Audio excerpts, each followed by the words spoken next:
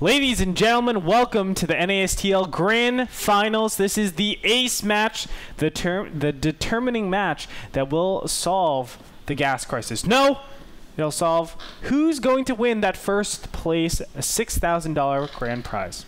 $6,000 to the victor, $3,000 to the loser. Not a bad situation to be in, but guys, we have cornered it down. It is Liquid Hero in the lower left-hand side, the blue Protoss.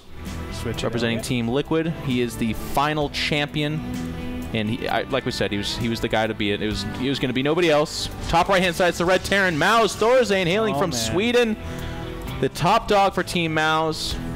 And I'm so thrilled. It would have to be like set up that in the NASTL finals we have another ace match. I think this is 3 seasons in a row. It's come down to an ace match. A little bit of a format change for you guys. There will be a best of 5. This is not a best of 3. It is a best of 5, and there's so much money on the line, such great players. First map is Daybreak, and I am sitting here, pen and paper in hand, going to steal the crap out of Heroes builds, but I'm also going to bask in the glory that is Thorzane. Oh yeah, and you know, Thorzane has very innovative builds as well. If you guys actually want to learn builds, I highly suggest you actually get it from Thorzane, because he does so well with innovating and really maximizing his efficiency. That's what's so cool. He's able to, let's say, get a slightly faster expansion and get his Hellions out at the same time. It's little things like that that give you the slight edge. And of course, well, this is TVP. For some reason I thought TVZ, but little things like that he's able to do, and it's really beautiful. Oh, Gretorp. Hero is very much so a Protoss player. Mind blank. One time at a LAN, I was walking by and I saw Hero and I couldn't resist myself, so I tore his shirt off. And underneath his shirt, it turns out he was a zealot. I could see the rippling Protoss pectorals and his alien flesh. Yeah, why did you rip off his shirt? I just, like I said, I couldn't resist it. I couldn't. Okay. Have you seen Hero, or have you been around him? Yes. He exudes sensuality. Wanted to know his secrets, and of course, when you want to know a man's secrets, you tear their shirt off. Is where they keep all their secrets, is on their chest. Yes. In this case, it turns out that Hero is an actual zealot, which would explain why he plays Protoss so well. He is a Protoss. Thorzane, on the other hand, I tore off his shirt. Underneath was a saber-toothed tiger pelt. He then unsheathed his battle axe that he was, of course, carrying on his back, and proceeded to almost cut me in half. Yes. With a single sweep. You normally sheath battle axes. That's absolutely correct. Yeah, he has it sheathed on his back. It's a special sheath. Gotcha. Now, to get in the game a little bit more, we do have a double barracks coming up after the expansion. Why is this slightly peculiar? Well, it's because 2 gas has been taken before that. Usually it's like 3 barracks, then double gas.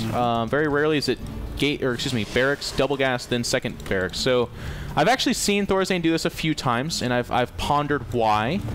And it hasn't... Well, Gretorp, you have an answer? I have an answer. Okay. All right. This is actually a really, really cool build, because what you can do is get super fast add-ons on both of these. And you're getting a fast gas, yes, but of course that's giving you the ability to get these add-ons super fast. What it does, it sets you up for getting all your upgrades really, really fast. And that actually defends a lot better, or sometimes a lot better. It depends on the map, but it lets you defend against a lot of things, especially with that super fast stim. You will be getting +1 attack directly after this, and you don't have to commit so many minerals in this early game stage with 3 barracks. Rather, you can just keep it, you know, super efficient with 2, and make sure that you're just pumping out and going to that tech. It's actually a very, very upgrade heavy build, and it's pretty safe against everything, because bunkers and SCVs are really good. Well, they are very good. Now, on the other side of things, we do have Hero doing something that a lot of Korean players have started to do, and that's to get 2 stalkers out, warp up those 3 gateways pretty quick, and then warp in 3 more stalkers for a 5 stalker rush. Now, if the Terran player has not built a bunker, it's actually almost GG right off the bat. Yes. If they have built a bunker, but they're greedy behind it, so like super fast, 3rd command center, they are lackadaisical about repairing it, those kind of things, you can actually do severe amounts of damage. And we're going to see that take shape and form right now. Mouz Thorzane does scout out the stalkers. Stalkers having a tough time getting past that. Bunker does get loaded up, but with these early Marauders, like Gretorp pointed out with that fast tech lab, I do anticipate that Thorzane, or excuse me, yeah, Thorzane should be okay. Second bunker does go down. Another pylon here, so this is actually going to be pretty serious. That's a lot of stalkers. That is a lot of stalkers. He needs to be so careful with this. He might actually have to load up into that bunker with the Marauders. There it is. And have SCVs ready to repair. You want to put on auto repair ASAP because that one SCV only has 5 hit points left. But still, this is a pretty intense pressure. And look at this. Wow, that's a lot of stalkers. Or 2 more stalkers. 2 stalkers, 1 Zealot. Zealot's going to tank the damage from that bunker. Thorzane's not focus firing just yet. Okay, there he goes. The repair. Does it hold? It's not yet. No, it does not. But at what cost? There's not enough stalkers here to do as much damage as I'm sure Hero would like. Pylon does go down. There's, of course, a backup pylon over here, but that pylon was the forward pylon. Never mind. There's actually another forward pylon in the middle of the map. More Zealots coming up, and they're going to flank. This could be dangerous. Yes, Zealots coming from the back, Stalkers from the front, and here we go. The Zealots will start engaging. He's going to try to stutter step. No. Slippery seal. SCVs are going to be pulled off the line. No bunker to actually fall back on, so he has to do something like this. And now he's just going to keep going forward. Now he traded Zealots for SCVs. Let's go ahead and look at how many workers were killed. 9 in total. So it's not bad, but Hero does lack up in tech, or he should. Right. I haven't actually checked. Yes, 1 gas. That is the 3 cost. Gas going down all at the same time. That is the cost. Now he's going to poke and prod here. You just get a free Marauder, essentially. Big stim here from Thorzane, but that actually might have been a mistake. Stimming into the Zealots, never mind. Cleans up the Zealots just fine now at the Stalkers. And Hero is going to go ahead and back up another warp in of Stalkers. Those stims are expensive, however, as that Starport is just now finishing up. So there's a couple minutes here where every stim could actually be potentially killing his own army. Thorzane, I think he should be fine. I mean, medevacs come out pretty fast, so he will be in a good position to, as soon as he gets his medevacs out, he should push out. And I would actually say Thorzane goes for an additional 2 barracks directly after this. A lot of people go for an expansion. No, go for the barracks directly after this and just go push, because you know your opponent is just so behind in that tech with the amount of stalkers that have been out for so long.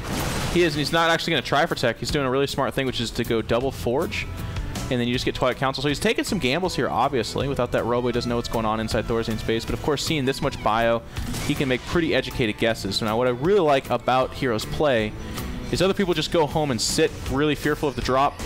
But Hero knows that he has to do every little ounce of damage he possibly can. So he's sitting here with sentries.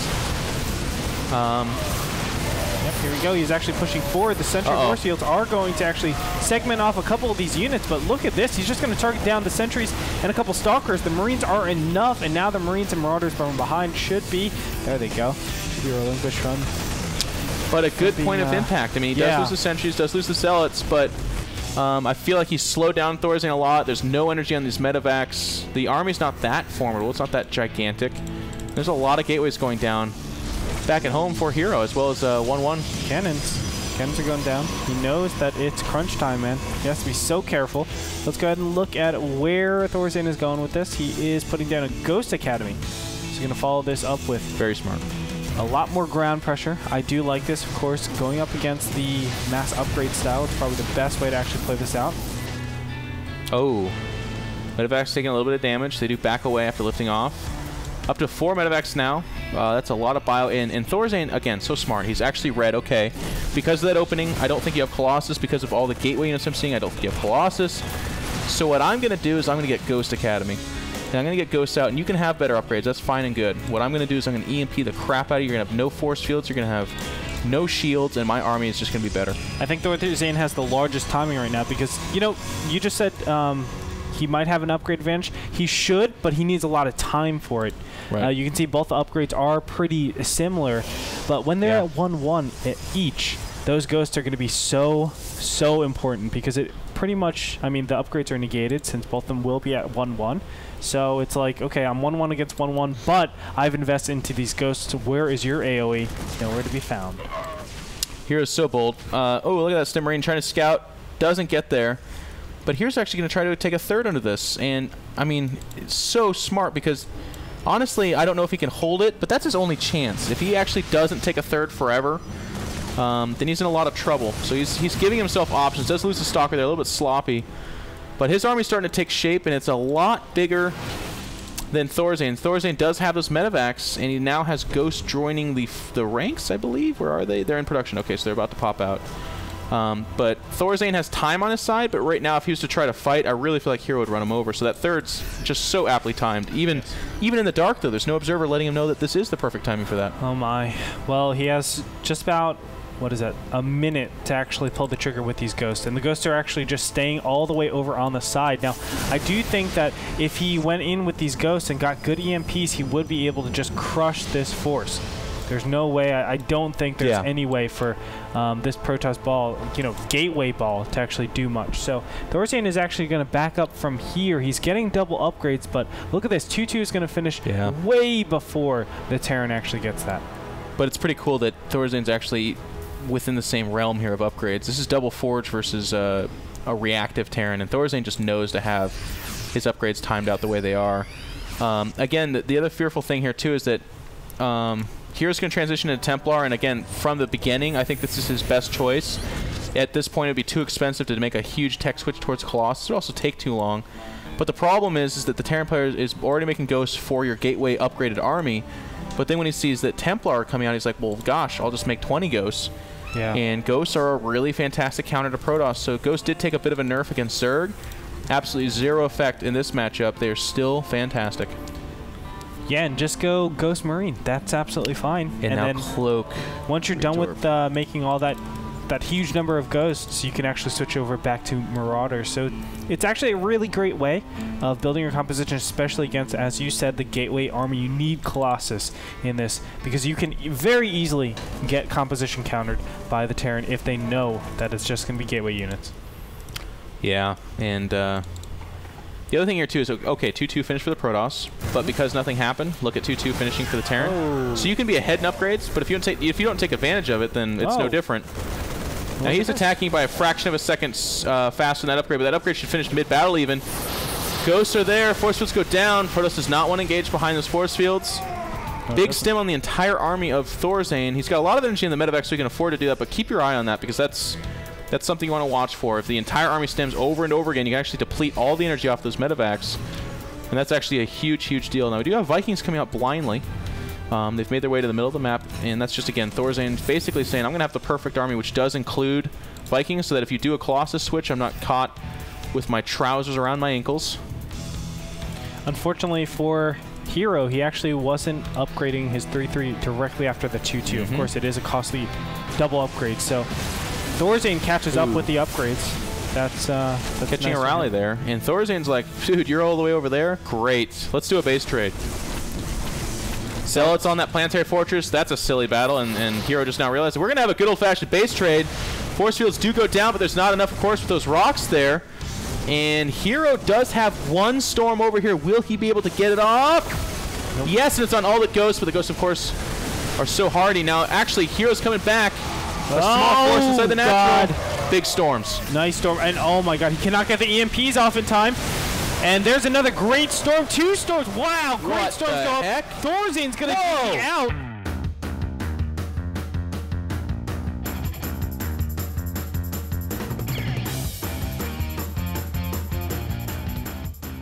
And Hero will take game number 1 after being so far up. He loses oh my god. the natural. Of course, we saw Zealots in the main and the natural of Thorzane. He was just not able to catch up, or keep up, rather. That is absolutely insane, considering the opening that we had with Thorzane taking a massive advantage after defending or deflecting those Stalkers. There are so many inappropriate things I don't want to say about this game of the sexual nature, but I will reserve it. I will hold it in, and I will not say them. I will try to guard myself and describe it this way. Hero played close to, in my opinion, the perfect PvT given what this game was doing. Okay, so let me explain this. Okay. The opening was not necessarily perfect. It's something that a lot of Protoss players have been doing lately. It really punishes some builds, and then other builds it doesn't punish them. But Hero is given a tough situation where there is the bunker, there are Marauders, the SCVs are being pulled at the correct time, Stim has finished. This is all working against what he's doing. Those are things that sometimes Terran players don't have working in their favor, in which case Hero's build looks even more brilliant. Hero took a bad situation and he made it okay. And he did it by Stalker Micro. He did it by correct warp-ins. He did it by constantly building probes back at home. We would look back at home, there's no tech. Okay, that's fine. When your attack fails, or is at least a wash as it was, somewhere in that realm, you can't just tech the Colossus. You're just going to be behind. You can't just tech the Templar. You're going to be behind. You have to go double forge because that's the kind of middle ground answer to everything the Terran's going to do. Yeah. And then from there, he constantly scouted without having observers, which is something that every Protoss player, to a certain extent, except for Hero apparently, has a really tough time with. Constantly sending probes out, constantly sending zealots out. He had pylons around the map to go ahead and harass and keep tabs on third base timings. Just brilliant, amazing play. Taking a third again in the dark after having scouted Thorzane's army and saying, based on that army, I'm assuming you're taking a third as well. This army would be bigger if you weren't taking a third. I have to take a third, otherwise I'm just going to be far behind. And without even seeing it, if you watch the game, the Nexus goes down as the command center is floating to then become a planetary fortress at the third. It's like perfect timing. And then in this situation, in a straight-up fight, does Thorzane's army beat Heroes?